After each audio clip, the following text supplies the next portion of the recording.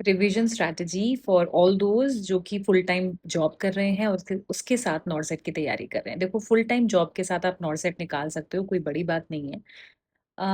बाकी सब पढ़ रहे होंगे 8 से 10 से 12 घंटे, पर आप लोग अगर कोशिश करो अपने टाइम को इफेक्टिवली स्ट्रैटेजिकली यूज करो। जैसे कि क्या कर सकते हो, मॉर्निंग में एटलीस्ट 1 टू 1.5 आवर, फिर शाम के समय पे कम से कम 1.5 से 2 घंटा, इतना आपको देना ही देना है अपनी स्टडीज में। दिन के टाइम पे या जॉब के टाइम पे एटलीस्ट 10-10 मिनट्स का टाइम निकाल सकते हो दिन में 3 बार। तो देखो, अगर दिन में 3 बार तुमने 10 मिनट्स का टाइम निकाल लिया, दैट मीन्स 30 मिनट्स, मतलब हाफ एन आवर एक्स्ट्रा तुम्हारे पास है। मॉर्निंग में 1.5 से 2 घंटे का जो टाइम तुम निकाल रहे हो या 1 से 1.5 घंटे का टाइम जो निकाल रहे हो, उसमें कोई भी टॉपिक रिवाइज करो।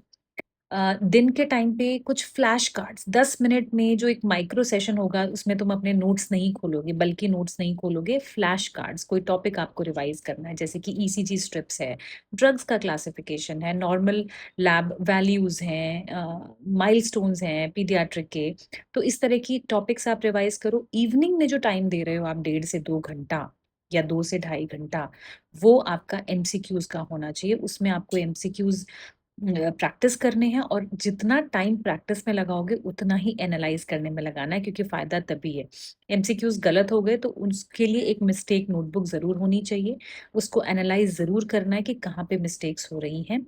तो रोज आप ये चीजें करते रहो, और वीक के एंड में संडे, सैटरडे इवनिंग और संडे का टाइम रखो सब कुछ रिवाइज करने के लिए, मॉक टेस्ट करने के लिए, जो हफ्ते भर में पढ़ा है, जो वीक कॉन्सेप्ट्स हैं उनको रिवाइज करने के लिए, जो मिस्टेक्स हुई हैं मिस्टेक नोटबुक को एनालाइज करने के लिए और उस चीजों को रिवाइज करने के लिए। सब्जेक्ट्स को रोटेट करते रहो, मॉर्निंग और इवनिंग में सेम सब्जेक्ट रख लो, या फिर एवरी डे कुछ ना कुछ सब्जेक्ट्स को मिक्स करके पढ़ो, क्योंकि एक ही सब्जेक्ट पढ़ते रहोगे तो वो भी एग्जॉस्टिंग हो जाएगा। और जब एंड के 1 महीना लगभग रह जाता है, तो उस टाइम पे कोई भी नया सोर्स नहीं, कोई भी लंबे लंबे ये वीडियोस नहीं देखने हैं, कोई भी लेंदी वीडियोस नहीं है, कोई भी नया सोर्स नहीं होना चाहिए, कोई भी नई ऐसी चीज नहीं होनी चाहिए, कोई नई बुक, कोई नया कोचिंग का मटेरियल नहीं होना चाहिए। उस टाइम पे रैपिड रिवीजन, पीवाईक्यूज बहुत इंपॉर्टेंट है, मॉक टेस्ट बहुत इंपॉर्टेंट है, आपकी मिस्टेक नोटबुक बहुत इंपॉर्टेंट है। तो ऐसा अगर करोगे, और अपना देखो, जब हम कॉलेज में पढ़ रहे हैं तो उस टाइम पे हमें सब्जेक्टिव क्वेश्चंस के आंसर्स लिखने होते हैं, पर जब हम नॉर्सेट की तैयारी कर रहे हैं या किसी कॉम्पिटिटिव एग्जाम की तैयारी कर रहे हैं, तो वहां पे हमारे कॉन्सेप्ट क्लियर होने चाहिए, और हमें वहां पे एमसीक्यूज की प्रैक्टिस करनी है।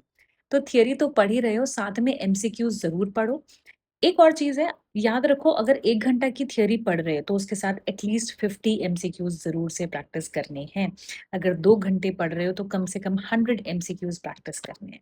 तो रोज अगर तुम 2.5 से 3 घंटे का फोकस्ड स्टडी तुम्हारी रहेगी, एमसीक्यूज निकालोगे कम से कम 100 से 150 एमसीक्यूज, या एटलीस्ट एटलीस्ट 100-120 एमसीक्यूज रोज करोगे, अपना रिवाइज भी करते चलोगे। एक और चीज कर सकते हो, जो मंडे आपने टॉपिक पढ़ा है उसको ट्यूसडे जरूर एक क्विक रिवीजन दो, ट्यूसडे के नए टॉपिक के साथ।